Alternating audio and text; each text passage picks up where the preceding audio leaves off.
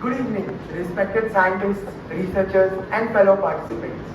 My name is Pranav Gandhi, and I am currently in 10th standard from Sharada Mandir School, Goa. Today, my topic is about using neural networks to fill gaps in Chlorophyll-A data from satellites in the Arabian Sea. So this project actually started last year when I participated in the NASA Space Apps Challenge. The task was to bring satellite data into a classroom. For this, I used space satellite data and created a globe visualization project where we could zoom, rotate, and explore the ocean. This is a small video of that project. However, while exploring this data, I noticed something strange. There are many blank patches. Some regions had continuous data, but others looked like pieces missing from a puzzle. During monsoon months, thick clouds block the satellite's view of the ocean surface. And then I questioned, is this problem everywhere? Monsoons affect large parts of the Indian Ocean, but there are some patches everywhere in the ocean. When I read research papers, I found that data gaps are especially large in the North Indian Ocean during monsoon months. This happens every year. If we lose data every monsoon, we are losing a part of the ocean story every year. Chlorophyll-A is important because it is a proxy for primary productivity. It helps us understand fisheries, harmful algal blooms, ecosystem shifts, and carbon uptake.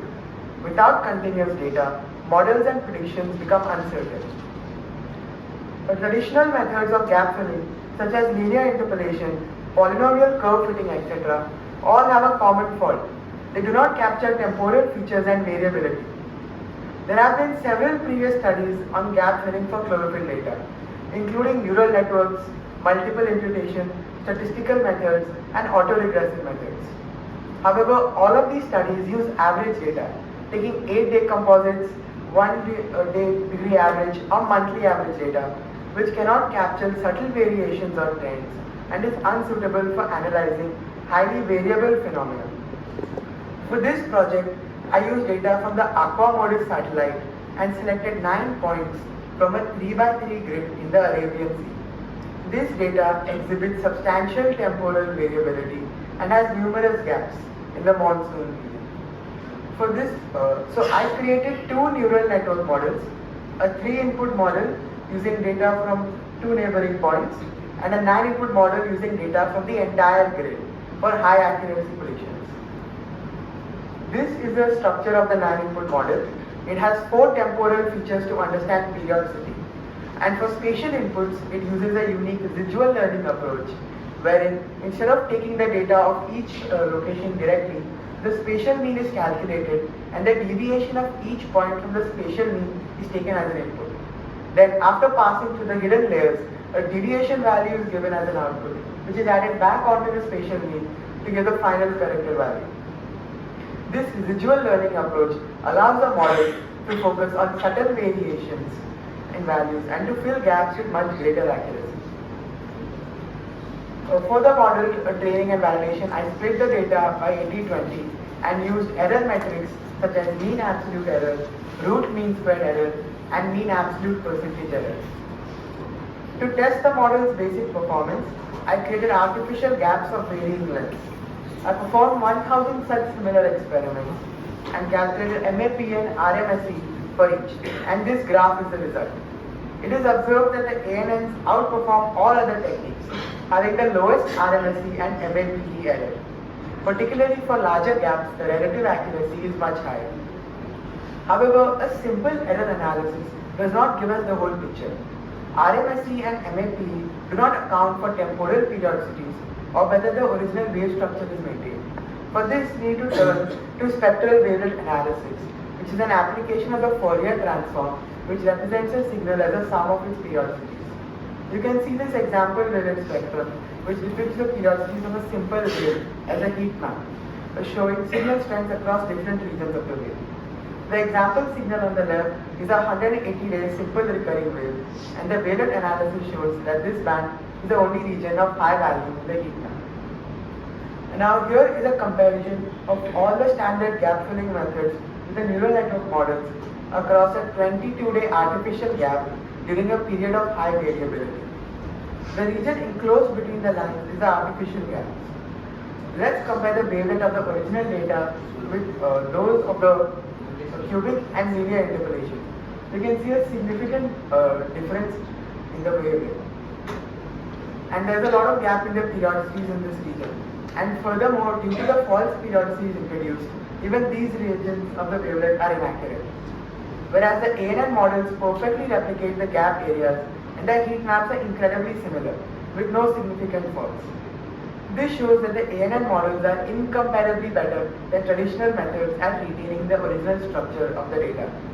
Thus, the output is more suitable for oceanographic studies that aim to understand periodicities rather than simple numerical error. Although this study is limited to a small area, it can be extended.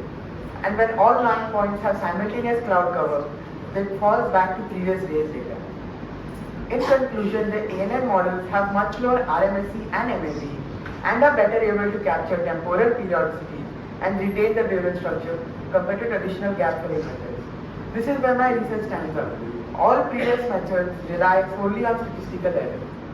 Visual learning, model robustness, and functionality and spectral analysis are the key strengths of my project. My model succeeds where others fail. It preserves the ocean's natural periodicities, not just numerical accuracy. This is critical for predicting fishing zones and understanding ecosystem dynamics. Thank you.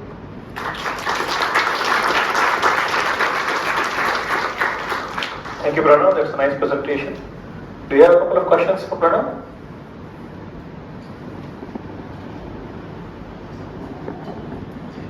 Very nice work. Couple of questions. Does these gaps mean anything in terms of biology or in terms of nature?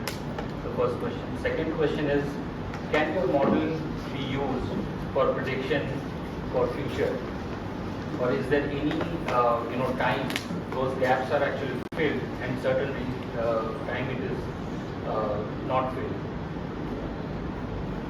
So, as per the biological relevance, the gaps are not primarily caused due to a biological issue.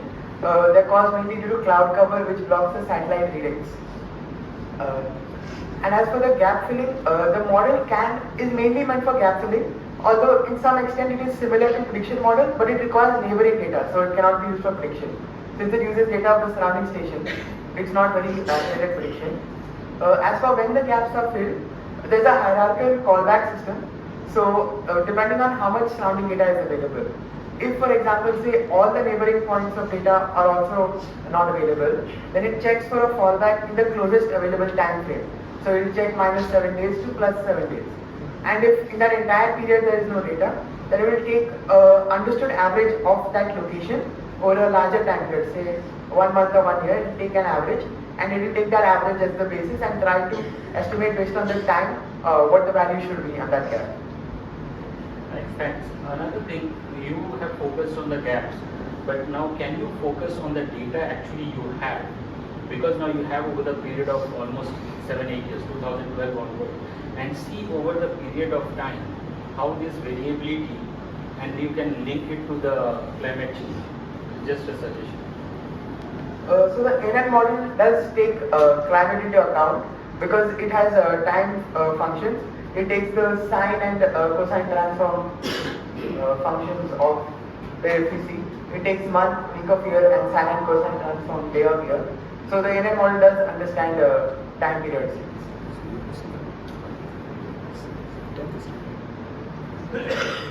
Very nice. Pranav, which standard you are? I'm studying in the 10th standard. Very nice. So, give a big clap for him. And Pranav, you come here. Just I have a few suggestions for you. You have used ANN for gap filling, taking cloud into consideration, whatever gap is there. So, since you understand mathematics better, you are learning all these, you are training all these models. You should use this optimization techniques also, because ANN you have been working. Optimization, have you heard? Yes, my model uses the Adam optimizer. Yeah, correct. So global and local optimizers are there. Me and our team have been working on that. So ANN is you learn the model, you train the model and it gives output. Whatever gap is there, gap depends on many factors. The data periodicity or data amount you have taken. But this is one good project. Instead, you take that optimization also, regional and global optimization, Levenberg marker and Adam optimizer you are saying. So those will rather work on the nearest portion and then take all the input parameters, then predict accordingly instead of the hidden layers here, neurons here. So that you can carry on that. But really a good presentation and good work done by this 10th standard students. So very nice. Thank you, Pranav.